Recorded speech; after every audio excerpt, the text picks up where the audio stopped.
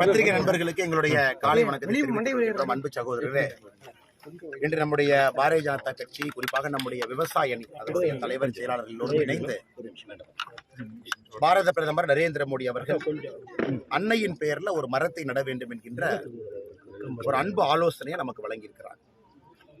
தன்னார்வ நிறுவனங்கள் இந்தியா முழுவதும் அதை கையில் எடுத்திருக்கிறாங்க. குறிப்பாக இங்க இருக்கக்கூடிய ரோட்டரி, இந்த பகுதியினுடைய ரோட்டரி அமைப்பும் நம்மோடு இணைந்து அவினாசி அத்திக்கடவு திட்டத்தில் தண்ணி வந்து வரக்கூடிய இந்த தாமரை குளம், கிட்டத்தட்ட 200 ஏக்கருக்கு மேல அந்த குளம் இருக்கு. அந்த குளத்துல இன்னைக்கு வந்து வனம் இந்தியா ஃபவுண்டேஷனோடு இணைந்து மரம் நடக்கூடிய விழாவை நாம் ஆரம்பித்து வைத்திருக்கின்றோம். நம்மோடு மலேசிய அரசாங்கத்தினுடைய துணை சட்ட அமைச்சராக இருக்கக்கூடிய ஐயா குலசேகரன் ஐயா நம்மோடு இருக்கிறாங்க. சிறப்பு விருந்தினராக வந்திருக்கிறாங்க. அவர்களையும் இந்த நேரத்தில் வரவேற்றுக் கொள்கின்றோம்.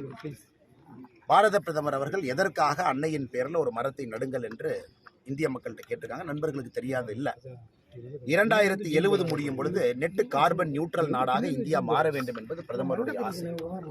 உலகத்தில் எந்த ஒரு வளர்ந்த நாடும் கூட வைக்காத ஒரு இலக்கை பாரத பிரதமர் வைத்திருக்கின்றார்கள், நெட் கார்பன் நியூட்ரல் பை 2070. அப்படி இருக்கும் பொழுது இன்னும் நம்முடைய பசுமையை அதிகப்படுத்த வேண்டும், ஃபாரஸ்ட் கவர் அதிகப்படுத்தணும், மரத்தை கொண்டு வரணும், நாட்டு மரங்களை நடணும். அதனால இங்கே பார்த்தீங்கன்னா அரச மரமும் ஒரு பக்கமும் பனை மரத்தினுடைய விதையை ஒரு பக்கமும் நாம் நட்டிருக்கிறோம், இங்கே இருக்கக்கூடிய தன்னார்வலோடு இணைந்து. ஆனால் வருகின்ற காலத்தில் குழந்தை செல்வங்கள் இருக்கிறாங்க, நிறைய மரங்கள் பசுமையாக்கி கொண்டே இருக்க வேண்டும். பெரிய நாடு, மக்கள் தொகை அதிகம்.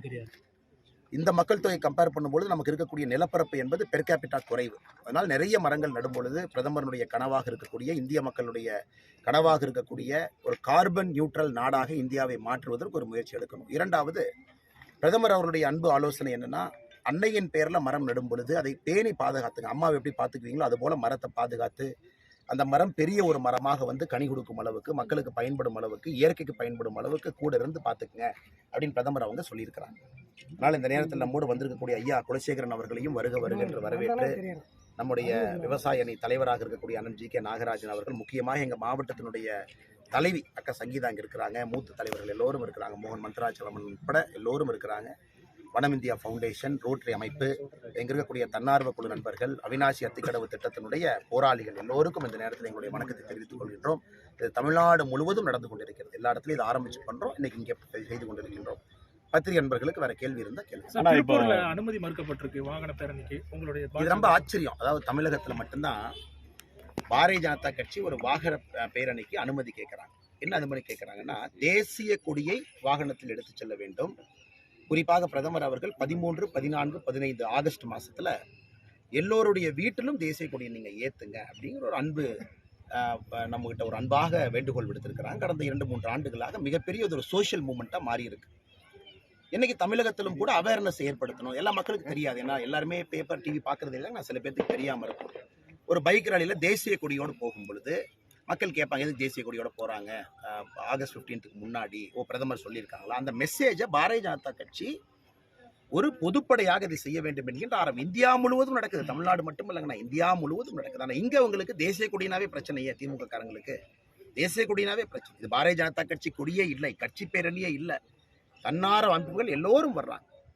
வண்டி இருக்கும், தேசிய கொடி இருக்கும், தேசிய கொடி பேரணி, மக்களுக்கு இதன் மூலமா அவேர்னஸ் உருவாக்கணும், எல்லா வீட்லையும் தேசிய கொடி.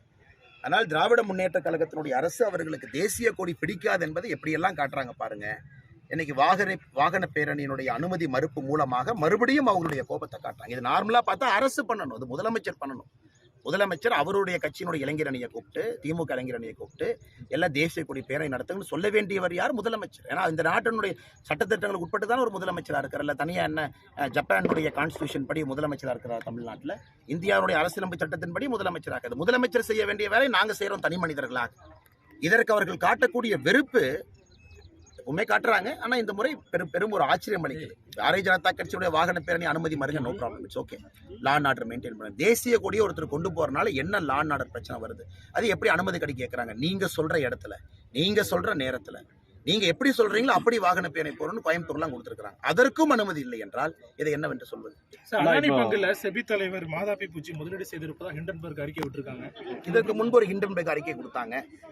அதை வந்து உச்சநீதிமன்றத்தினுடைய சிறப்பு குழு, உச்சநீதிமன்றமே ஒரு கமிட்டி அனௌன்ஸ் பண்ணி அந்த ஹிண்டன்பர்க்னுடைய முழு இதையும் ஆராய்ஞ்சு அதில் ஒன்றுமே இல்லை, இன்ஃபேக்ட் கண்டெம்ப்ட்னு சொல்லிட்டு ஹிண்டன்பர்க்கு நோட்டீஸ் கொடுத்துருக்குறாங்க. ஆனால் இந்த நம்ம நல்லா புரிஞ்சுக்கணும், இந்த ஹிண்டன்பர்க்ங்கிறது என்ன? It is a short selling ஒரு ஏஜென்ட்.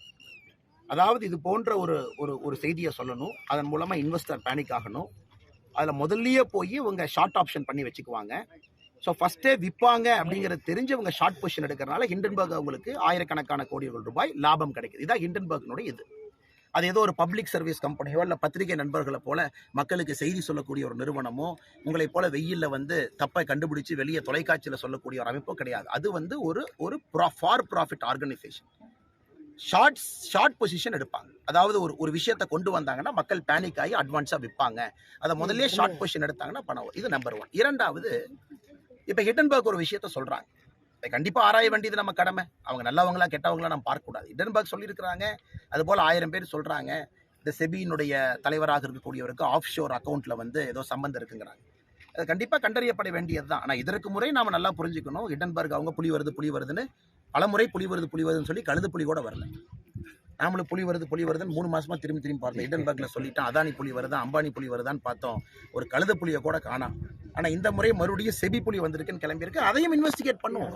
அரசுங்கிறது என்னங்க, நான் பார்க்காம இருக்க தொடர்ந்து அதானி ஷேர் பத்தி அவங்களோட அறிக்கை. ஆனா காரணம் வந்து அவங்க பொறுத்தவரைக்கும் ரொம்ப கிளியரா இருக்காங்கண்ணா. இது போனோம் அப்படின்னா ஒரு ஸ்டாக் மார்க்கெட்டுக்கு வந்து நம்ம பீட்டா வேல்யூ ஒரு ஸ்டாக்கை சொல்லுவோம். அதாவது எந்த ஸ்டாக் மார்க்கெட்டுடைய பீட்டா கோஎஃபிஷியன்ட் ஹையஸ்டா இருக்கோ அதுலதான் ஸ்பெகுலேஷன் அதிகமா இருக்கும். உதாரணத்துக்கு அதானியை பத்தி ஒரு நெகட்டிவ் செய்தியோ பாசிட்டிவ் செய்தியோ வந்துச்சுன்னா எய்தர் -10% போகும் அல்லது +10% போகும். பீட்டா கோஎஃபிஷியன்ட் அதிகம். இப்ப ஹிண்டன்பர்க் இது போன்ற கம்பெனியை டார்கெட் பண்றதுக்கான காரணம் என்னன்னா, இந்த மாதிரி ஷார்ட் பொசிஷன் அதானியில் எடுக்கிறது ஈஸி. ஒரு ஹிந்துஸ்தான் யூனிலீவர்ல எடுக்க முடியாது, ஒரு ஸ்டேபிள் கம்பெனியில் எடுக்க முடியாது, ஒரு பெரிய ஒரு மேனுஃபேக்சரிங் கம்பெனியில் எடுக்க முடியாது. ஸோ தொடர்ந்து இவங்க அதானியை டார்கெட் பண்றது என்னை பொறுத்தவரை இதுவரைக்கும் என்னுடைய, நானும் MBA ஃபினான்ஸ்லாம் படிச்சிருக்காங்கன்னா எனக்கு ஓரளவுக்கு ஸ்டாக் மார்க்கெட் தெரியும். என்னை பொறுத்தவரை இதுவரை ஆலோசனை செய்து பார்த்ததுல அவங்க வேர்ல்டு ஃபுல்லா, இந்தியானா அதானி வேர்ல்டு ஃபுல்லா டார்கெட் பண்ணுவாங்க. யூரோப்ல ஒரு கம்பெனி அதை டார்கெட் பண்ணி அதுல ஆயிரக்கணக்கான கோடி ரூபாய் லாபம் சம்பாதிச்சிருவாங்க அந்த ஷார்ட் பொசிஷன்ல. அதனால நான் ஏற்கனவே சொன்னது போல இதுவரை அவர்கள் சொன்னது பொய்யாக இருந்தாலும் ஒரு அரசனுடைய கடமை சொல்லிட்டீங்க, மறுபடியும் செக் பண்ணுவோம். சரி, ஓகே, நீங்க என்ன ஆஃப்ஷோர் அக்கௌண்ட்ல செபி ஆளுக்கு வேலை இருக்கு, செக் பண்ணுவோம், என்ன இருக்கு, இருந்தால் நடவடிக்கை எடுப்போம். ஸோ அதற்காக இதுவரை ஹிண்டன்பர்க் சொன்னதெல்லாம் பொய், இதற்கு நாம காதை பொத்திக்கிட்டு நம்ம நடவடிக்கை எடுக்க போறது இல்லைன்னு யாரும் சொல்லிங்கன்னா, moment they make an allegation, responsible government அப்படித்தான் நம்ம பண்ணோம். செபி மேல வச்சாங்க. செபி இதற்கு முன்பு அதானி இதுக்கு அவங்களே இன்வெஸ்டிகேட் பண்ணாங்க. செபி மேல நம்பிக்கை இல்லைன்னு காங்கிரஸ் சொல்லுச்சு. சுப்ரீம் கோர்ட் ஒரு கமிட்டி போட்டாங்க. சுப்ரீம் கோர்ட் கமிட்டியிலே தப்பில்லைன்னு வந்துச்சு. ஆனால் நண்பர்களுக்கு, பத்திரிகை நண்பர்கள் நான் சொல்ல விரும்புவது என்ன, இவர்கள் ஒரு NGOவோ அல்லது தன்னார்வ குழுவோ அல்லது இங்க இருக்கக்கூடிய அமைப்புகளோ கிடையாது. இவங்க இன்டர்நேஷனல் லெவல்ல ஃபார் ப்ராஃபிட் கம்பெனி. அதுதான் இதை மக்கள் நல்லா புரிஞ்சுக்கிட்டாங்கன்னாவே அவங்க பார்வை இதுல மாறிடும். வருகின்ற காலத்தில் இது போன்ற நிறைய தாக்குதல் இந்தியா மேல தொடுப்பாங்க. A strong India is bad for many global country. ஒரு வலிமையான பாரதம் உலகத்தில் இருக்கக்கூடிய பல நாடுகளுக்கு அச்சுறுத்தல். பாரதம் வலிமையாக இருக்கக்கூடாது என்பதற்காக உலக அளவில் பெரிய சதி நடக்குது. அதில் இதுவும் ஒன்றாக பார்க்கின்றேன். இதை நான் சொன்னாலும் அவங்க சொல்ற அலிகேஷனை செக் பண்ணணும் அப்படின்னு நான் சொல்றேன். ஹிண்டன்பர்க் என்ன சொல்லிருக்காங்கன்னா, நீங்க வந்து இந்தியாவை தவிர நீங்க எங்க வழக்கு போட்டாலும் நாங்க சந்திக்க தயாரா இருக்கோம் அப்படின்னு சொல்லியிருக்காங்க. என்ன சுப்ரீம் கோர்ட் இருக்கு, சுப்ரீம் கோர்ட் வந்து ஒரு கமிட்டி போட்டு செக் பண்றாங்க. இந்தியாவை தவிர நீங்க வழக்கு எங்க போட முடியும்? எங்க போட்டாலும் இன்டர்நேஷனல் கோர்ட் ஆஃப் ஜஸ்டிஸ் எடுத்துட்டு போற அளவுக்கு இவங்க பெரிய அமெரிக்காவுடைய ஜனாதிபதியா இல்ல? அவங்க வந்து இப்படியே அவங்க பில்டப் கொடுத்து மீடியால ஸ்பெகுலேட் பண்ணி பெரிய ஆளா வந்துருவாங்க. இந்தியாவுடைய highest court supreme court of India. அது மேல நம்பிக்கை இல்லைன்னா ஹிண்டன்பர்க் காரனுக்கு இந்தியா என்கின்ற வார்த்தையை பயன்படுத்துறதுக்கு அருகதை கிடையாது. உனக்கு என் நாட்டு மேல மரியாதை இல்லை, என்னோட உச்சநீதிமன்றத்தின் மீது உனக்கு மரியாதை இல்லைன்னா எதுக்கு என் நாட்டை பத்தி நீ பேசுற? அதான் என் கேள்வி. நீ என் நாட்டை பத்தி பேசி எல்லா உரிமையும் இருக்கு. ஆனா பாதிக்கப்பட்ட பார்ட்டி அவங்க லீகல் ரிகோர்ஸ் போகும்போது என்னுடைய உச்சநீதிமன்றத்தை அரசாங்கத்தை நம்ப மாட்டேன். ஹிண்டன்பர்க் பாருங்க, கவர்மெண்ட் நோ, செபியை நம்ப மாட்டாராமா, உச்சநீதிமன்றத்தையும் நம்ப மாட்டாங்க. நம்ம யாரைங்க நீங்க நம்புவீங்க? நடுக்கடல் ஒரு கண்டெய்னர் போட்டு 4 ஜட்ஜை உட்கார வச்சு எந்த நாட்டுக்கும் பொதுவில்லாத பசிபிக் ஓஷன்ல நம்ம என்கொயரி பண்ணலாமா? இப்படியே இருக்கிறாங்க. அதனால ஹிண்டன்பர்க் பொறுத்த வரைக்கும் ஒரு விஷயத்தை புரிந்து கொள்ள வேண்டும். தவறு செய்யும் பொழுது என்னால பெனால்ட்டி பண்ண, அதுக்கு தான் செபி ஷோகாஸ் நோட்டீஸ் கொடுத்துருக்காங்க. செபி ஷோகாஸ் நோட்டீஸ் கொடுத்துருக்காங்க அப்படிங்கறதுக்காக திரும்ப ரிட்டாலியேஷன் பண்றாங்க. அது எப்படி ஏற்றுக்கொள்ள முடியுங்கன்னா, எப்படி ஏற்றுக்கொள்ள முடியும்? இதை மாதிரி அடுத்து இன்னொரு கம்பெனி, இங்கிலாந்துல ஒரு கம்பெனி சொல்லுவாங்க, நான் இந்தியாவில் எல்லாம் ஒத்துக்கிறேன், ஆனா சுப்ரீம் கோர்ட் மேல நம்பிக்கை இல்லை, நீ ஹேக்ல வந்து இன்டர்நேஷனல் கோர்ட் ஆஃப் ஜஸ்டிஸுக்கு வா, நீ நானும் ஆர்கியூ பண்ணிக்கிறேன், அந்த நாட்டை எப்படிங்க நான் நடத்த முடியும்? எப்படி இந்த நாட்டை நடத்த முடியும்? நம்முடைய நாட்டின் மீது நீ அவதூறு பரப்ப பிரச்சனை இல்லை, ஆனா அவதூறு பரப்பப்பட்ட ஆப்போசிட் பார்ட்டிக்கு ஒரு லீகல் ரிகோர்ஸ் இருக்கணும்ல. அப்போ உச்சநீதிமன்றத்தை தவிர வேற ஹையஸ்ட் கோர்ட் என்னங்க இருக்கு? அதனால இவங்க நமக்கு தயவு செய்து இது போன்ற நிறுவனங்கள் நமக்கு பாடம் எடுக்க வேண்டாம். ஜனநாயகம் என்ன, ஒரு சட்டம்னா என்ன, ஒரு நீதித்துறை என்ன நமக்கு சொல்ல வேண்டாம். ஐயா வந்திருக்கிறாங்க மலேசியால இருந்து, நம்ம நாட்டின் மீது ஐயாவுக்கு மரியாதை. மலேசியன் வந்து நமக்கு மரியாதை, பரஸ்பரம் எல்லாம் ஒன்றா இணைகிறோம். அந்த பரஸ்பர மரியாதை இருக்கணும்ல, அது இல்லைன்னா எப்படி வேலை செய்யணும்? சரி, நன்றி அண்ணா, தேங்க்யூ. இன்னைக்கு இன்ட்ரடியூஸ் பண்ண நான் கேட்டேன். மிஸ்டர் அண்ணாமலை வந்து பல வாட்டி வந்து இந்தியாவில் மீட் பண்ண, யூ ஆர் வெரி பிஸி. அதெல்லாம் ஒன்றும் இல்லை, சாரி சார். எனிவே டுடே இன்னைக்கு வந்து நான் வந்தது வந்து ஐயா பார்க்க, ஆனால் எனக்கு கொஞ்சம் வேலைலாம் வாங்கிட்டாரு. செடியில் நட சொல்லி ரொம்ப சந்தோஷம், ஏன்னா அது ரொம்ப முக்கியமான அங்கம். ஆனால் இன்றைக்கு என்ன அதில் நான் பார்த்தேன்னா, இந்த 3 மாணவர் இருந்தாங்க பாருங்க, சின்ன பிள்ளைங்க. அவர் சில கேள்வி கேட்டார். To me is very important. அந்த பிள்ளைங்கிட்ட என்ன கேள்வி கேட்டாருன்னா, இந்த மரம் இந்த என்ன மரம், பனைமரம் வந்து அதோட significance. Okay, because children don't know. இப்போ உள்ள பிள்ளைங்களுக்கு தெரியல.